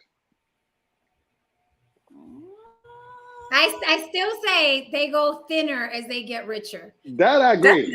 Definitely that. They like, but I don't know. It's just, and then it's like whenever the fat ass is, the richer you get, it's like I need the model. I need the size 2, the size 3, the size because 4. I need you to be that way for the process. I need the hopeful that she could be that way for the longest period of time. I don't want you that way. I got $1 billion. Why would I want you slim and in shape for 8 years? I want you slim and in shape for 30, 40 years. So here's a question I have. Do you think that Kim Kardashian was a preference or was she a fetish for Kanye? Was she? All right. I know a little something and I know a little something. Okay. I know somebody What you know? who knows a really good friend of Kanye. I don't know if they're friends still, but back in the day when he first started dating, there was this guy named Dion. You might know him, might know ID. He's used to be rock with, be his Kanye's producer. And my understanding is because Kanye was with a woman, he had a black fiance when he met Kim Kardashian. There's pictures of all three of them together if you Google it. Yeah, when we didn't know who he was. Kim Yeah, hollered I at see. him. Kim approached him and hollered at him to holler. And I think it was a plan to like build their profile up, increase their profile, make this power couple situation. Yes, of course. She probably fell in love. She was a fan. I'm sure she liked him, was attractive, but I'm willing to bet there was some, we gonna blow the roof off this shit as a power couple. I think there was an understanding and deals made, but my understanding of it, and just like I said, I'm hearing this all secondhand or third hand, is that it was her, and I wouldn't be surprised if Kris Jenner sent her over to holler at Kanye with that in mind. But it was her. It was like it was her trying to holler at him first. So that brings me to my next question. Since you brought up the mother, what's her boyfriend's name? The black dude that she's with? Corey something. Corey. Is Corey really in love with Kris? Or like I'm is saying, that his preference? Or that's his shit. That's his sugar mama. Right. That's his sugar mama. Everybody knows that's a sugar mama. That's a sugar mama situation. That's not. Got a lot He's of not shit. sitting up there. Yeah, exactly. He was like, does he love her? Do you think he loves her? I mean, shit can grow. I mean, I don't know. She can grow. You know, they always together. He's resolute in his decision. There ain't too many. Well, I mean, I think there was kind of a scandal that he might have been messing around with somebody else or whatever, but they proved it false. But you know, there's no evidence on him dipping and diving. Whatever he's doing. He's being smart about it. Right. He's playing his position as he should. He's playing his position. He knows better. What you call it? I think Kanye fetishized Kim though. Yeah, I agree.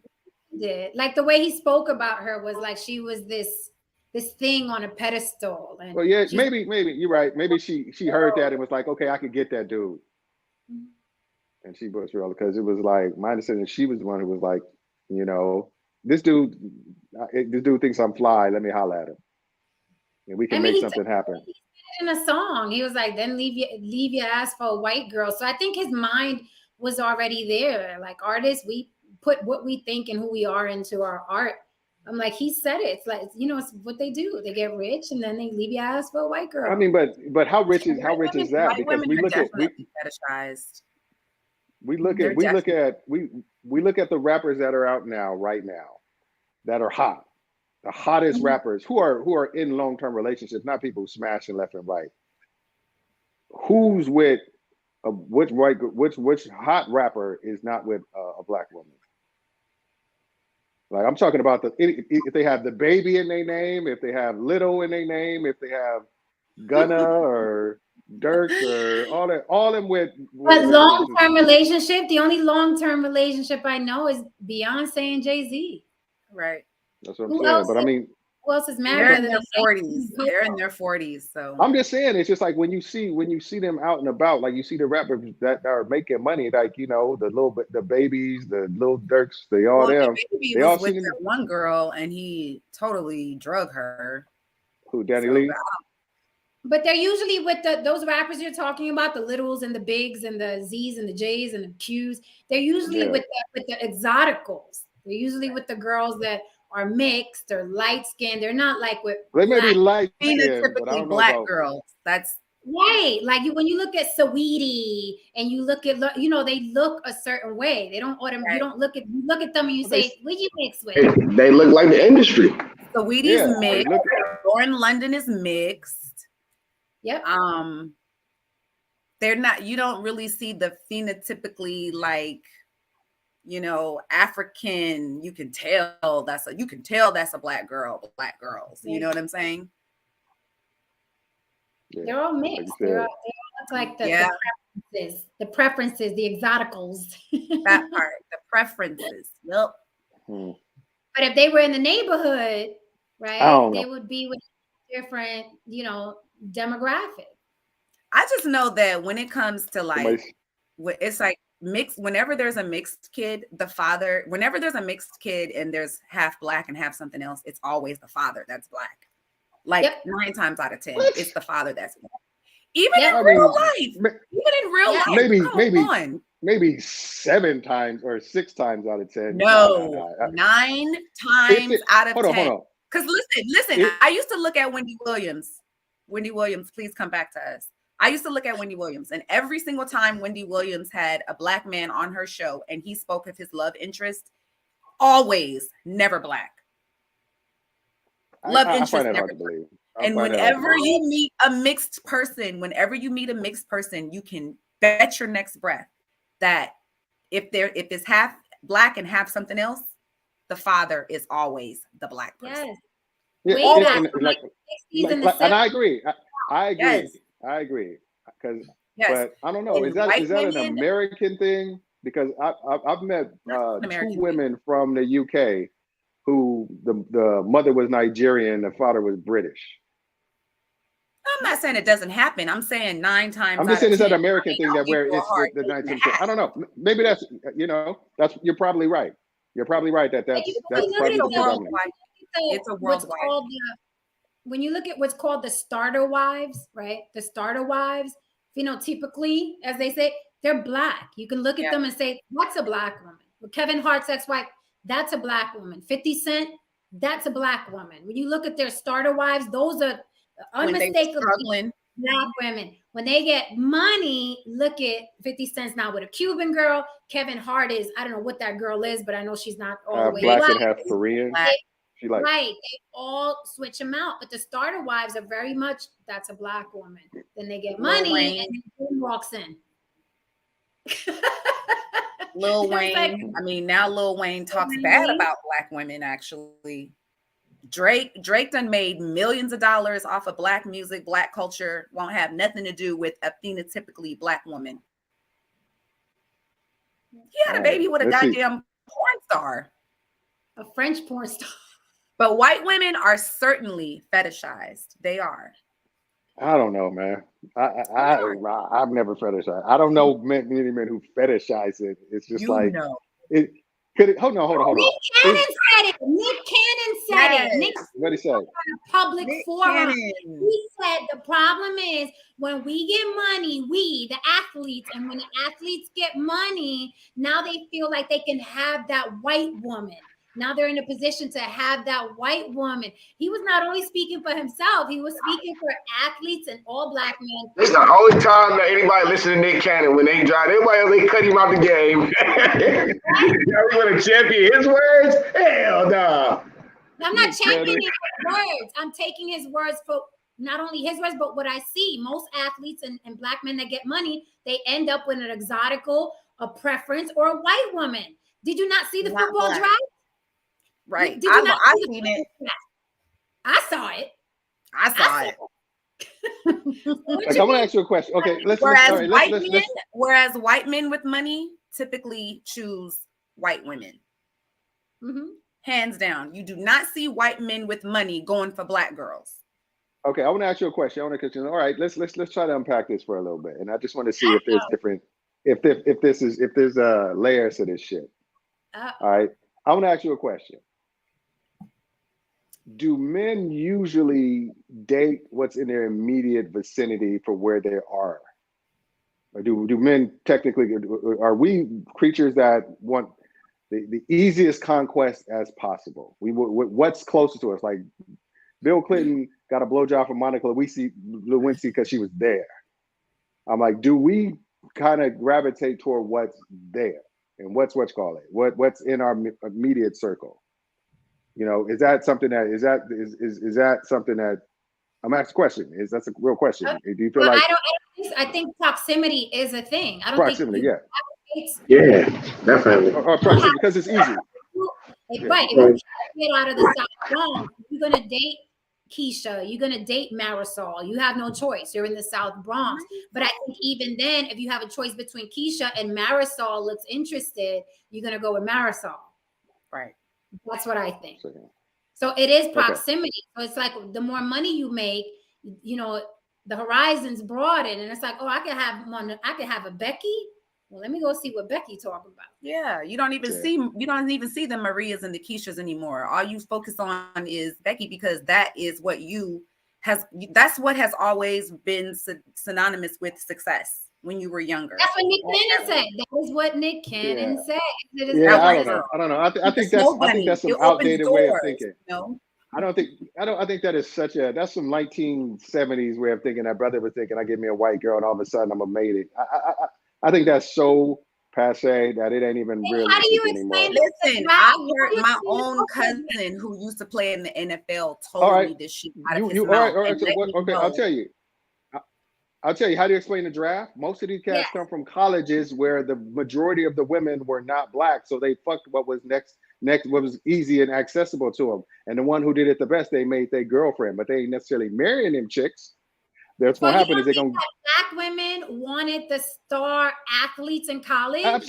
Absolutely. I'm just saying, but if you a black dude and you go to Wisconsin State and you get drafted, ain't a lot of black sisters in Wisconsin State that you're gonna probably try to holler. You're gonna holler at the people who are in close proximity. I'm a man, I'm telling you. Even if there's just even if there's just 3 black girls, that's enough. Let's say there's 3 black girls that look bad as fuck. Okay, why the hell are you fucking with pimple face Polly? Okay, and the funny thing is, you make it seem like pimple face Polly is fucking white. Keep it real. All I'm saying is just like I think y'all trying to make it seem like these dudes is like, oh my god, I've made it. Now I can have a white chick. I don't think that happens at all. I think exactly what they do. That's exactly. I mean, Kanye said it in the lyrics. They're fetishizing white women. They fetishize white women. White girl. Kanye said it. Nick Cannon said it. They said it. So Kanye and Nick Cannon are the orators of all this shit. Yeah, but he's like, they have a lot of influence, Dame. They have a lot of influence. I said, I mean, Nick Cannon. I saw a lot of Cribs. Cribs used to be my favorite show back in the day. When I used to see black NFL and NBA players, the vast majority of them, all of them, their wives was black. Go look at Cribs and count the white wives and count the black wives. It'll be 3 times many white wives and black wives. They may be biracial. They may be but I mean, you can't have it both ways. It's just like he brought up Cribs, but we can't bring up Nick Cannon who said this. No, you can. I'm just talking about people. They showed you their families, and it's just like I think it doesn't happen. Is they all divorced now? Like I said, I have always seen where black men, they do fetishize women of no color when they get that check, and this is just facts. Most mixed people that I meet, they daddy is the black one. Most. Okay. So the daddy fetishized. It couldn't have been the other way around when the other person fetishized him and said, you know what? And it went that way. It was like, ooh, come here, white woman. It was like white women definitely fetishize black men. They do. So Mandingo effect. Like I said, it happens. I'm just not one to believe that it happens as much because I know men and I've been around black men and I'm the only one of men too. That's all I do. That's what I'm saying. No, I'm saying I'm the only one.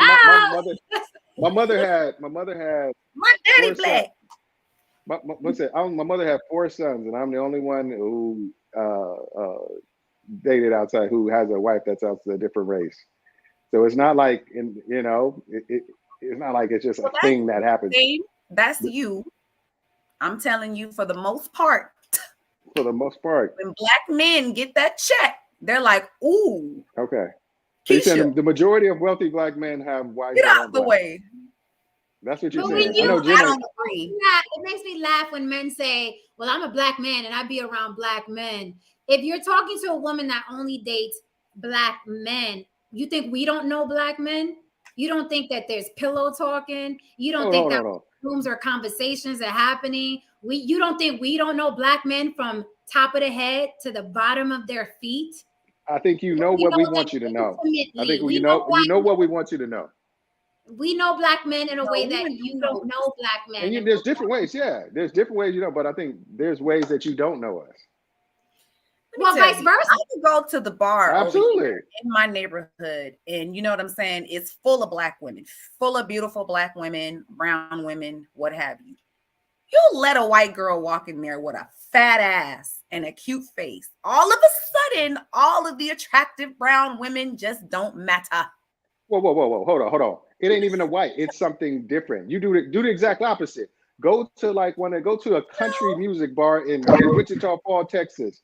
Walk in there, a sister with a fat ass and a cowboy hat, and them white dudes are going to swarm. I've seen it happen because I was in the military. At a small petite black girl, some big titty. They on your ass. I've seen it because I was in a bar when I was in the Air Force. I was in a bar at Wichita Falls, Texas, and the sister that was in my squadron walked in there, and it was like them cats had a field day after her. They could not buy her enough drinks, ask her to two-step fast enough. That's what it is. It's something different than what you're used to seeing. That's what it is. It's like you said, like that club. I'm down. But you don't want the white dude. You down to go to Wichita Falls? I mean, seriously. Hey. It's one of those things. One of those things where look at, it's all about something different. Okay, but when you look at the attractive women that are in Hollywood or whatever, and you look at who their mama is, like the Halle Berrys, the Alicia Keys, whatever. When you look at their mama and their daddy is the black one, right? Yeah, but the vast majority of the time, yes, that is. I'd say 75%, 70% of the time, that's probably exactly that. I'll concede that. But I'm saying, but like I did that point, I just want to hammer that point, like you were saying about you walk into like the club, all these sisters with fat asses and a white chick with fat ass. Let an Asian chick with a fat ass, let a Latina with a fat ass come in. It's all gonna be the same reaction. It's anybody that's different from what they seeing because they stand out. Like, damn. Exactly. So it's not necessarily they're like, oh my God, the white woman, we're saved. It's like that's different from what I see. I'm attracted to different. You've been you said you were a dancer. When I used to be in a strip club, like with Dre and them, it's like all these half naked women around. Let the chick walk in fully dressed. Every dude head is turned looking at the fully dressed chick because it's something different. Yeah, or she could be the amateur that don't really dance and got the frame. You're like, damn, what she hitting for sure. I mean, it's the difference. It's not necessarily. It's something that you are not used to. Something out of your comfort zone. Something that you're different. Like I said, like I said, that's my experience with it, and that's why I feel like it's not necessarily some come up like everybody thinks there's some come up. There's look what Haran said. The last comment: Black people are the only group. Black people are the group of people who tend to date outside their race to escape blackness. It's usually perceived as dating up. If another race dates us, it's perceived as dating down. Ooh. Yeah, I don't know about that. I don't know about that. Nobody. What? You. Damn! Oh my God! Dropping. No. I'm just saying the part about. To escape some kind of blackness. Regardless, you're gonna be black wherever you at. No, David. There's no escaping it. There's a saying in the Latin community, adelantar la raza, which is the same thing as the brown paper bag test. It is the same thing. Like it literally means the translation is to upgrade the race. Adelantar la raza. Like don't bring me no darkies. I don't care if he's Puerto Rican, Dominican, or Mexican. Do not bring the dark version of that to my house. We have that saying. It is to escape blackness. I get it. Black people. I get it. All I know is the people I know, like all the light skinned dudes I know, the vast majority of them have dark skinned women, and all the dark skinned men have light skinned women. I don't know. It's like I said, everybody trying to there's something going on. Every light skinned girl I know got her man is chocolate. Well, I mean, most black women, like black men. I mean, most Black women always like Black men. The darker, the better. But it's never really that. It's not like that on the, like Black men tend to want, bad yellow, red bone, exotic. Exotic. Let's keep it real, man. And Dame, we from the Bay. Come on. I know. In the Bay. In the Bay, ninjas be trying to get with, women of no color all day. Hold up. Okay, we're gonna keep it funky then. We're gonna keep it funky and make it right now. Okay, hold on. There's so many where did we meet? in the Bay Area. Hold on a second. Hold on a second. Hold up. Where did we meet, Shannon? Huh? Where did we meet? Damien, I remember first meeting you at a club. I guess we might have met at Dre's, but I thought we met at Gravity. I thought we met at Gravity. Okay, Dre's. We probably did, but where did we we met at Dre's house? And no. Dre's house is a popular. He's like a well-known dude. Oh no. No, it's a guy named Dre. Worldwide Dre. Shout out Worldwide Dre. We met at Worldwide Dre's house. And there was women of all races, creeds, and colors up in there, because he has that party. The same party I met my wife at. And you walked in there and dudes lost their shit, didn't they? Yeah, don't ask me that because I didn't. Exactly. Because you were something I wasn't different. paying them no money. However, I will say this. If that's true, I will admit that I am even that girl that's considered, I kind of passed the paper bag test. You feel me? Because my father is Jen's color. I kind of, I wasn't considered that dark-skinned girl.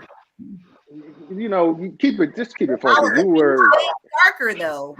You were a slim, thick sister walked into all the dudes, and it was like salmon walking into a bear cave. That's what it was. It was just and you knew it, and it wasn't because there wasn't other attractive women. It was because you stood out for various reasons. I used to get hated on. You stood out for various reasons, and I think if you stood up, everybody would know those reasons.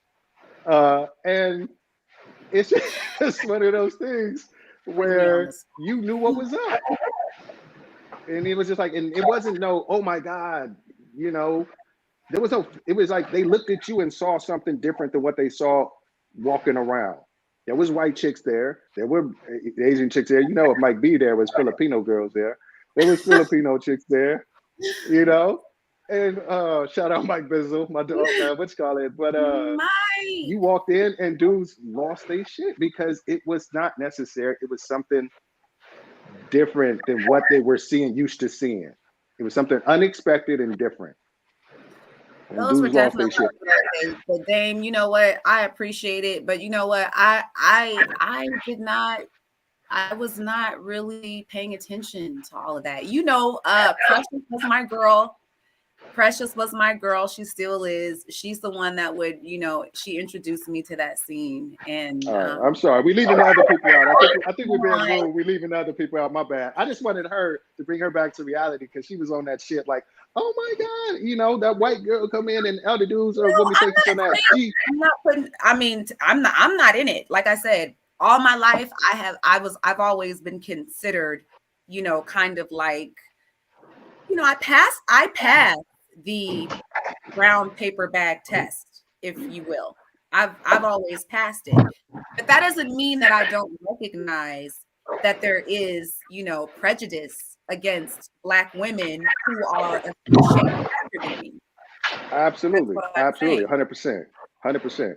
But the funny thing is my thing is there are places where you will be celebrated. Somebody got some. I think that's you, Diddy. DeMarco has a comment.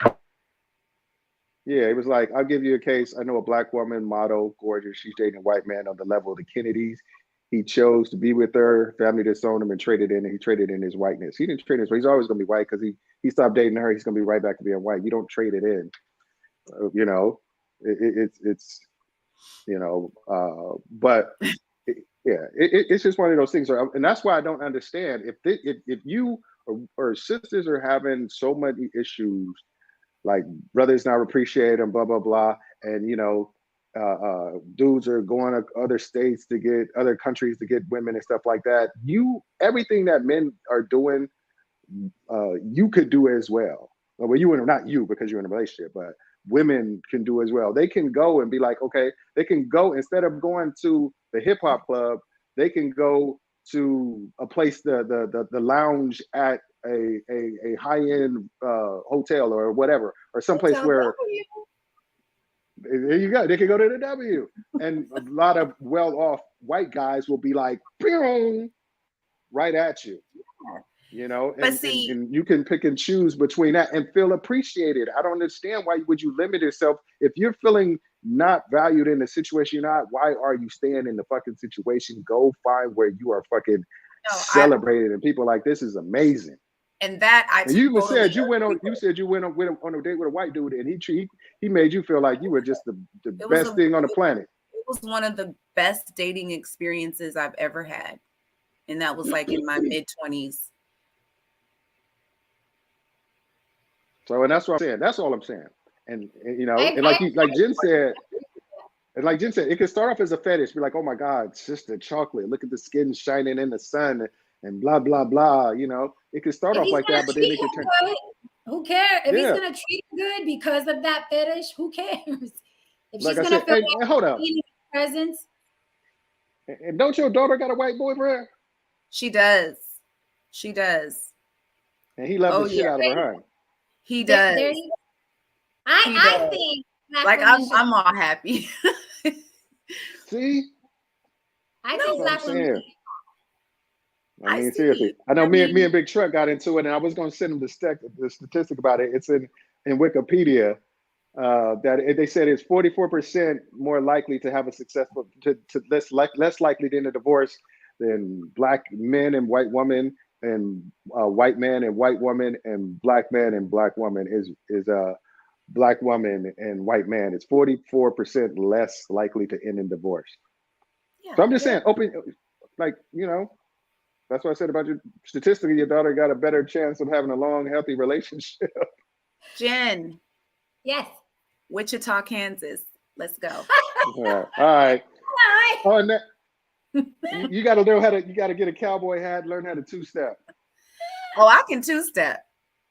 Okay. All right. So with that being said, I think we're gonna end this stream. I really appreciate y'all coming on. And Jen, like I said, everybody needs to go check out On the Block with Jen. She doesn't have a set time she does it, but she has streams a lot. So and she has a. It's either 6 or 5. It's either 5 or 6 o'clock. Okay, but there's not set days. It could be like, hey, I'm gonna do it on a Tuesday. I'm gonna do it on a Wednesday. So that means you need to like and subscribe and put the notifications on so that you can notify when she's on there. And it's gonna be something topical. It's gonna be tomorrow. What is it? What's tomorrow? Diddy should visit because tomorrow is Are We Too Hard on Black Men? Tomorrow. And I'm gonna use shit. What time is that one? Scrappy video. You see Shannon's face? That's why I'm doing it. Tomorrow. Shannon, you need to cam up. Come cam up. I would say this is gonna be interesting. 6 o'clock. Damn, I'll be at my appointment. Hey. Damn it, I'll be at work. Yeah, I'll still be listening. I'll listen in though. Yeah, my schedule. You got to chat in differently because Wait, 6 o'clock. 6 o'clock your time? My time. I'm on the west. We might be lit then. Yeah, you might be good. Oh, so 3 o'clock. Wait. No, 9 o'clock our time. 9 o'clock our time, Shannon. We on the East Coast. I'm on the West Coast, so it's 6 for me. Okay. Yeah. I'll be it's 9 for y'all. But damn Diddy, it. You need to watch out because if Joanna see you on it, she gonna be all over. She gonna be on your neck. She comes for Black Men's Neck. I'm just listening. I'm on this one. But I want men to speak because it's gonna be a stream Yeah, where I'm you gonna guys test the waters and see who the sharks is before I know who's biting. So I figure who's who. Well, I don't let nobody get beat up. Damien could tell you that. I don't let anybody on my Yeah. panel get beat up. I don't let anybody on You my panel know. get people out quick. Yeah, but Shout out to tomorrow, Joanna. Shout out Joanna Washington. We love you. no, Joanna will get you. Joanna will get you. Ron said Joanna got a fetish for Dame. I don't know. She's something. She be getting them. Like I said, she typed my name so many times. I was saying my name jumped up in that chat so many times. I was like, I ain't seen my name in black and white that much since I bought my house. She was like, Damien said this and Damien said that. But Damien. I You was gotta just get like, Joanna damn. on then. This person sounds No. interesting. Oh, you talking about on her show, not my show? No. Our show. That's a no-go. She's not coming over here, not this show. No. No, there's a very interesting clip of Little Scrappy on Love and Hip Hop where he broke down and he was talking about his relationship with his mother. I saw that. Friend. So Yeah, I'm like, I saw that. I want to address that. And I want men to come up and be like, what are you feeling? We're gonna let you talk. We're not gonna say nothing. I ain't gonna clap back. What are you feeling, baby? Let us know. That was deep. We're gonna be soft. I'll try to make it happen. We're gonna be soft for you today. Let us know. That's what's up. Yeah. All right, everybody. I wish we had Tristan up here to dismiss the class because he's the best at it. Shout out to Tristan. Thanks again, everybody. I just want to show some love. I got to give my people a round of applause out. So, Diddy, thank you again, my brother. Appreciate you. Love the fact that you always show love up here every week. Jen, on the block with Jen, don't miss on her show. You will enjoy yourself, I promise you. We appreciate you coming up. You always bring the energy. That's what we love about you. And of course, my lovely and talented co-host, partner in crime, Miss Shad, my fellow Balian. I gotta show love to, and I give myself a round of applause because why not? All right. But like I said, same time. We got same time next week. Gonna have a very interesting topic. I'm kind of keeping it under wraps for right now, but you'll see it on Monday. I'll put it out there so you guys can. So there's gonna be something that's definitely gonna cause some interesting conversations. So with that being said, thank you so much. Peace out, everybody.